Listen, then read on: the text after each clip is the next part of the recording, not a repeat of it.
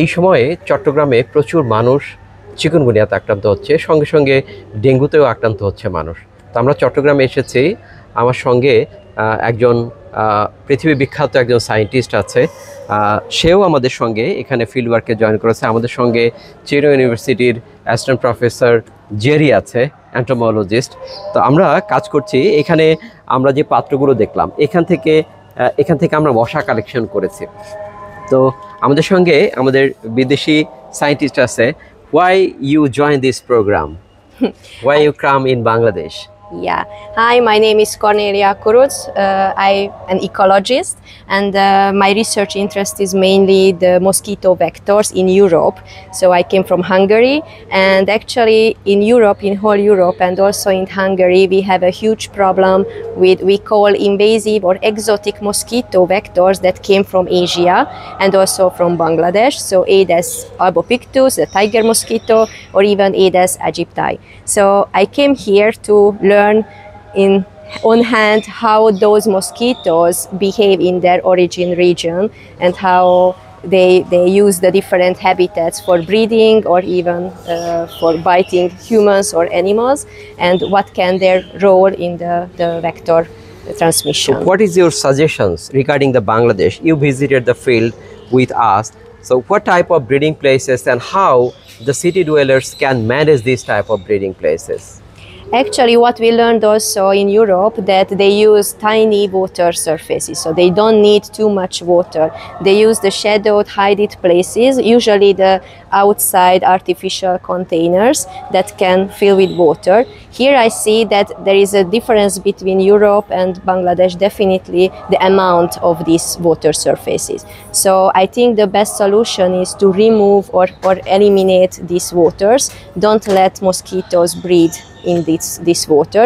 So if we just throw out this water and just cover these water surfaces, I think that's the most effective way how to control the breeding of mosquitoes. So আমরা cover করে দিতে পারি, আটকিয়ে দিতে পারি এবং উল্টিয়ে দিতে পারি। যদি আমরা এই পাত্রটি এখানে ছিল, আমরা যদি এই পাত্র ঠিক এভাবে থাকতো তাহলে কিন্তু এখানে এডিস মশা হতো না। আমরা যে এখানে দেখা যাচ্ছে কিনা, এখানে আমরা যে এডিস মশাগুলো এখান থেকে ধরেছি, এডিস মশাগুলো এখান থেকেই হয়তো এডিস মশা বেড়ে ডেঙ্গু ছড়াবে, চিকুনগুনিয়া ছড়াবে। চিটাগং এখন প্রচুর চিকুনগুনিয়া হচ্ছে। তো আমরা এই মশাগুলোকে গ্রামের মানুষ পানির পোক বলে। আপনি তো এন্টোমোলজিস্ট, চিটাগং ইউনিভার্সিটির এন্টোমোলজিস্ট, আপনি যে আমাদের সঙ্গে থাকলেন, আপনার এইটা কেমন মনে হচ্ছে, বা আপনি জনগণকে, চিটাগংয়ের মানুষকে কি বলতে চান মশা নিয়ন্ত্রণ করার ক্ষেত্রে? আমার যেটা বলার সেটা হচ্ছে যে এই যে আমাদের যে মসকিটো যে ব্রিডিং প্লেসগুলো, যে এই যে পানি জমতেছে, আমাদের দেখা যাচ্ছে গত প্রায় 1-1.5 মাসের বেশি সময় কিন্তু বৃষ্টি হচ্ছে।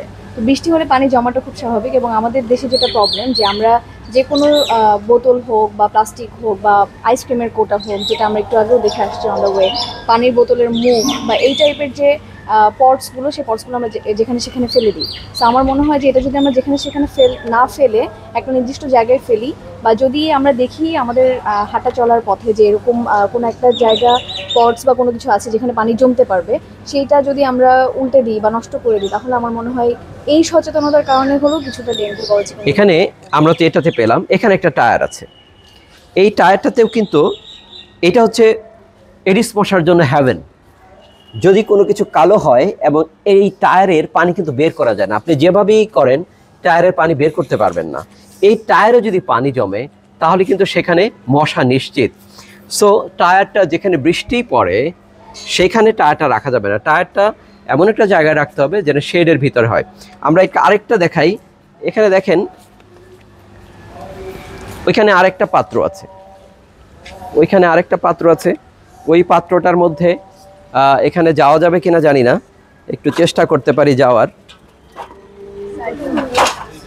গেট আছে না? গেট তো দেখি না, দেখতেছি কই? ও আচ্ছা,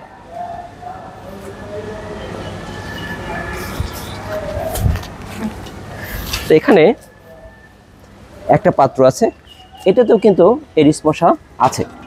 আমরা যদি একটু নিয়ে আসি, এখানে আমরা খুব কাছ থেকে যদি দেখি, দেখেন এখানে কত এডিস মশা, তুমি একটু কাছ থেকে দেখাও ক্যামেরাটা। মানে there is a মানে প্রচুর এডিস মশা কিন্তু এখানে নড়াচড়া করছে, একদম কিলবিল করছে এডিস মশা। Yesterday I said that sandy soil is a sweet soil for mosquitoes. Can you see that? Yes, There is a sandy soil. beautiful Arbopictus. And there is a lot of Aedes mosquitoes there.